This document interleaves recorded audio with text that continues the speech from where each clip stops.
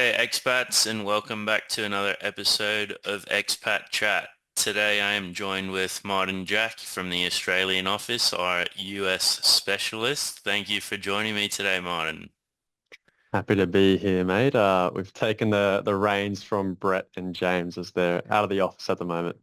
Yeah, doing some interesting things. Brett's down in Abu Dhabi at the Grand Prix, so that's very exciting for him. How are things in Australia?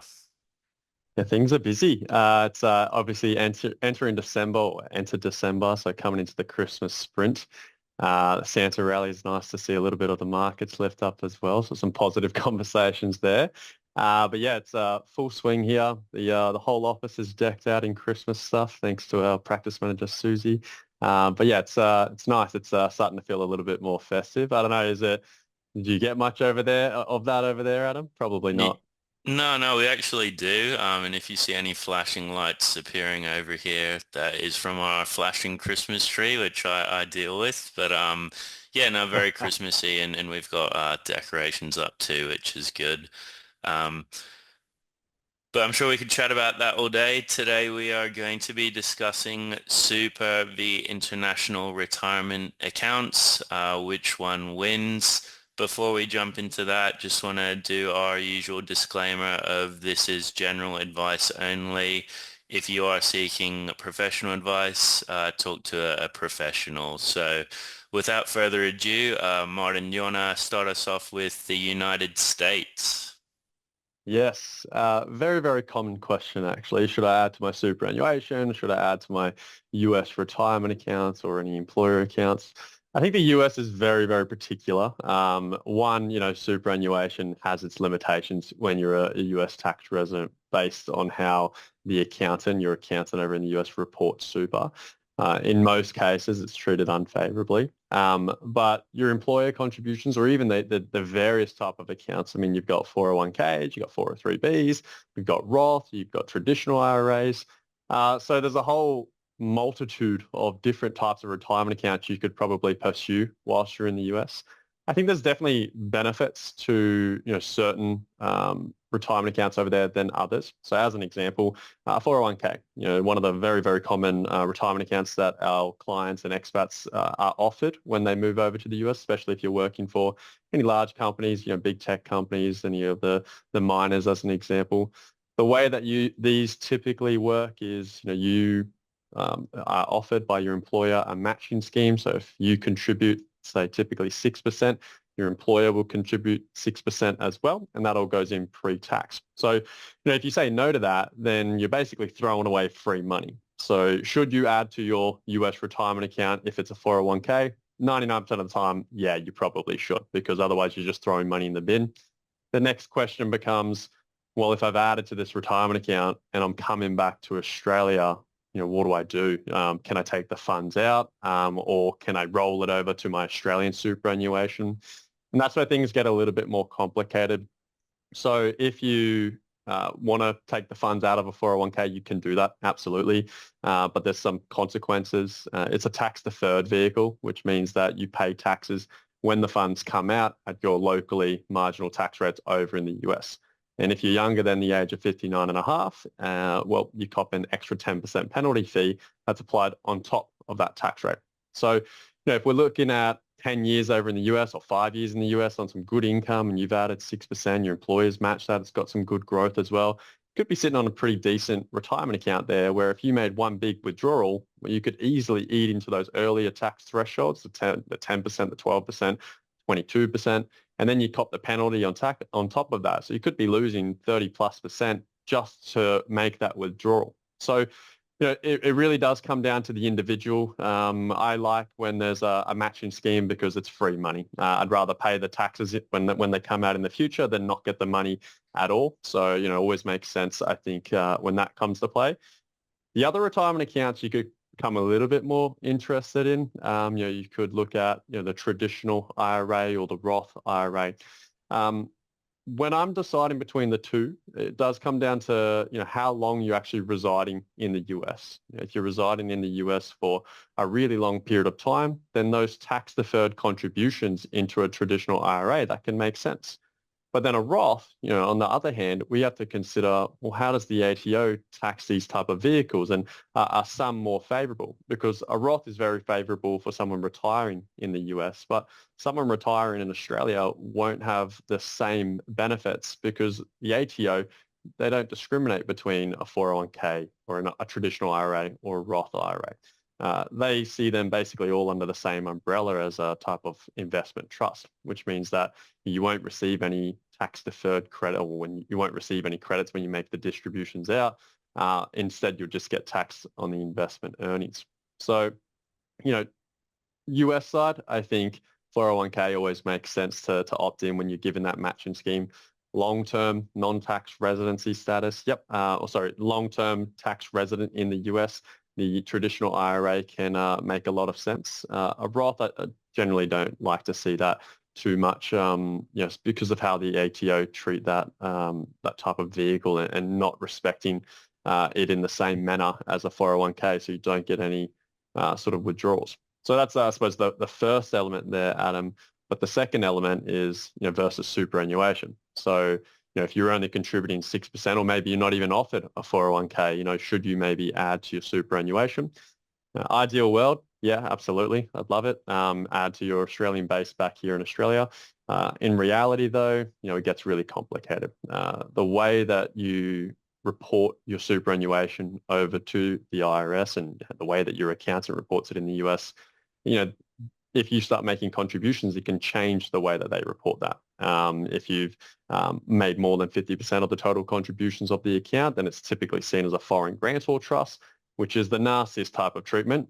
Basically, it's looked as if you held that as an individual. So you start paying capital gains tax, income taxes, and you have to report it on, with PFIC issues inside of that as well. So it really does turn it into a bit of a mess. And for that reason, most of the time, and I say most because there's certainly circumstances where we can add to your Australian superannuation, even if you're a US tax resident. But most of the time, it's not advisable. But yeah, as I mentioned, there's always, it depends, and exceptions at all instances. But yeah, if you're in the US, you probably focus a little bit more on some of those tax deferred vehicles can make sense. Yeah, yeah, and I know you and I have had multiple conversations about why or who can make contributions to super from the US. Is a bit of a complex area whenever you're dealing with the IRS. But yeah, thanks for that, Martin. I think we'll go to the UK next. So UK has two different types of pension systems. One is that state pension, and there's been a little bit of talk about that recently because people were able to make their national insurance contributions to catch up. So just long story short of that is if you contribute for 35 years, you're eligible for the full pension of £230 a week, just over that. You need a minimum of 10 qualifying years to be able to get that pension. You will get a reduced amount, but just knowing that that's there. If you are retired in Australia, that will be taxable in Australia too. So moving into the private pensions, the ones you're more used to from your employers. The UK pension system is actually the opposite to Australian superannuation, and what I mean by that is in the UK, they don't tax you on the way up as the fund grows. But when you retire and you start pulling out that pension, it is taxable in the UK as income. It's a really smart move by the UK government or HMRC is they'll get taxed for life off these people. Whereas in Australia, they tax you on the way up as superannuation grows. But when you retire and you start pulling out that pension, it's completely tax-free in Australia. Now, obviously, there's a lot of movement between these two countries. A lot of Aussies love living in the UK, and a lot of, British people love living in Australia too. It all depends on where you retire, to be honest, because if you retire in Australia, which I would say the majority of our listeners do, you start pulling out a UK pension whilst you're living in Australia. One, it's taxable in the UK, but it's also taxable in Australia on the growth of that asset from that time. So you do run into a bit of a complex situation there. So then we have to, control what the withdrawal is per year from the UK tax side of things, because you go above, I think it's £50,000, 270, you're going to be taxed at 20%. So it's about controlling the tax rate on that side too. But yeah, I guess that the argument v Australian super is where you're going to retire, because if it is Australia, I would say, super contributions are the way to go in that respect. Just noting on UK pensions, they do have a different withdrawal age. So it is currently 55, but it will be increased to 57 on April 2028. I'll just go through UAE quickly as well, Martin, before we jump into our last topic, because the UAE pension systems, we can actually access them when we leave an employer, or when you cease an employment arrangement. So the two most common ones are end of service benefits. So basically, for the first 5 years of service with an employer, you get 21 days basic salary. Any year after that, you get 30 days basic salary. So look, it's not as good as the Australian superannuation contribution rates. Like we think about Australia and you're getting 12% of your salary contributed to super.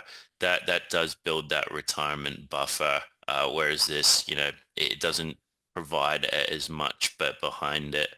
But yeah, what you do have to take into account is how much you're earning too. So I guess that's a key consideration there. The last one, it's a pretty or more new in the UAE. It's the UAE dues scheme, and that's for DIFC employees. So we do have a lot of those for those of us who work in this district. That is 5.83% of your salary for the first 5 years, and then that ticks up to 8.33%. So you can see that, it's a more new retirement system. They have obviously modeled off, things like Australian superannuation, because you are seeing those percentages as opposed to, days of service. So again, take into account how much you are earning and if it is relative, because, the last one we want is for you to move back to Australia and your superannuation balance has suffered because of it. Think of it as a retirement fund too on the UAE side. You have been building that for retirement. We do see a lot of people get that cash in hand.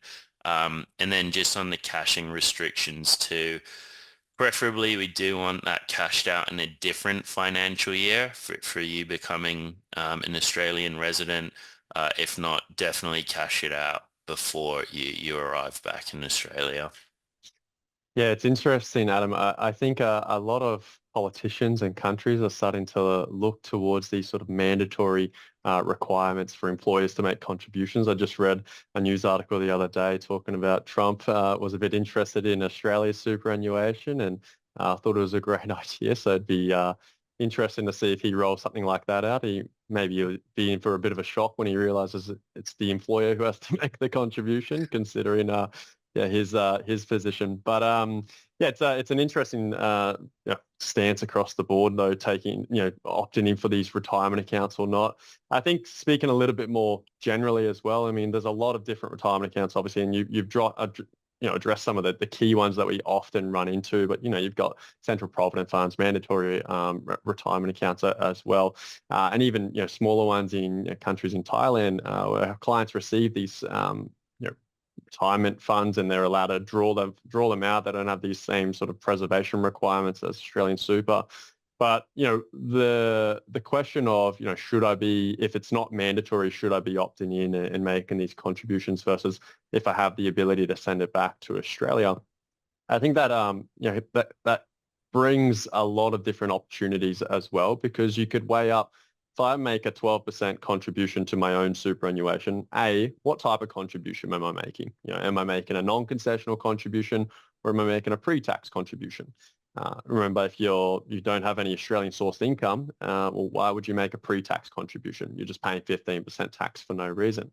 If your balance, as an example, is close to the $500,000 bracket, maybe you don't want to make those contributions, because if you come back in say 2 years' time and your balance is still below $500,000, well, now you could make some catch-up concessional contributions and really utilize that to make a big fat tax deduction in your first year that you return to Australia. So there's some opportunities with delaying super contributions for certain individuals. And, we were having just a conversation before, Adam, about, maybe not investing in Australian super depending on your age and maybe considering something like an investment account where we all know if you invest as a non-tax resident, it grows completely capital gains tax exempt. Interested to hear your thoughts, Adam, and whether or not you prefer your clients to start making, super contributions or maybe start focusing a little bit more on an investment portfolio. Yeah, for sure. And look, I would say it's quite age and goal dependent in that respect. A lot of, uh, our younger client base, they're not very interested in superannuation. There's a lot of time to build that up later. Obviously, they're a lot more property focused. They want cash in their bank account so they can buy that property, or if they do have a property already, they can pay off that mortgage when they do go back to Australia. And then there's some great strategies we can use around that with debt recycling and whatnot. So I would say it's down to that. Uh, Also where you are in the world. For example, if you're in the UK and we are in an investment portfolio, provided you don't sell any assets and then return to Australia, it is CGT free. However, if you want to make a tactical change or you need cash and you still are a UK resident, guess what?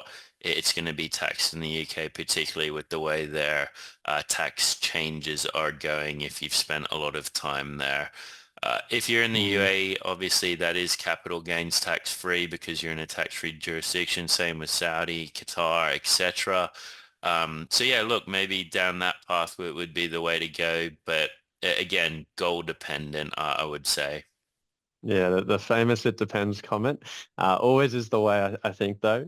If we just take a bit more of a zoomed out approach and we look at, well, the tax treatment between a capital gains tax-free investment portfolio versus your superannuation, we know super has obviously concessional tax rates, 15% short-term, long-term, 10.33%, a third of a discount you get. So that's very, very favorable. You also get franking credit refunds if you're in the right type of superannuation product, so not a master trust fund, but on an individual level, you can get in sort of advisor level platforms, and wrap accounts as an example. So that's obviously very favorable for long-term growth. And then in investment portfolio, well, now you get the capital growth for free, but then you have some withholding tax applied on dividends that comes through. So they are very, very similar. Obviously, your investment portfolio gives you, more flexibility. You don't have those restrictions locking it up. But you also don't want to fall into that category of, oh, I'm returning to Australia. I want to retire. I'm 5 years away from reaching age 60, or I'm over my preservation age, and now I have to somehow squeeze all of my money into superannuation because as you can respect, the moment you come back to Australia, that investment portfolio becomes taxable. But your superannuation portfolio still is very, very tax favored. So, for a retiree in Australia, you want all your money as much as you can in your superannuation, because the moment that you change that into an investment or into a pension account, it's completely tax-free growth, tax-free withdrawals, and you also get franking credit refunds completely because obviously you pay no taxes inside of that. So that is the goal, and you don't want to be sort of waiting for these years under those caps. And there's a lot of strategies I'm sure our listeners have heard in the past, and what we've dealt with previously in terms of squeezing a significant amount of money into your superannuation. But it's never nice to be having to do that all in one lump sum when you can plan. Uh, I suppose one other item I might just touch on as well, if you have the cash flow to do so, remember your superannuation, it's still an investment account. So, if the markets are moving up and down, you want to be able to capitalize on that too. So making some regular contributions into that account can make sense just from I want to grow that vehicle. When you take away all of the taxes and, if the markets are down, well, I want to purchase more investments inside of that vehicle as well, and dollar cost average on a regular basis. So Sometimes if you want to take a bit more of a simple approach, a nice split between the two is, but obviously, when you engage Adam or someone, one of the advisors at Atlas, we really drill down into that respective allocation. What's most suitable for you? Maybe, 80% going into an investment portfolio, 10% giving some nominal top-ups into your super to allow that to keep growing, take advantage of market opportunities and DCA into the portfolios across both of them, really. Yeah, really good point. It is an investment vehicle. It is exposed to market movements as well. But I think we will leave it there for today, Martin. We have covered a bit of ground there and covered a few retirement systems for our listeners. Thank you for your time, Martin, and yeah, wish you and all of our listeners a Merry Christmas. Likewise, Adam. Take care. Take care. Bye.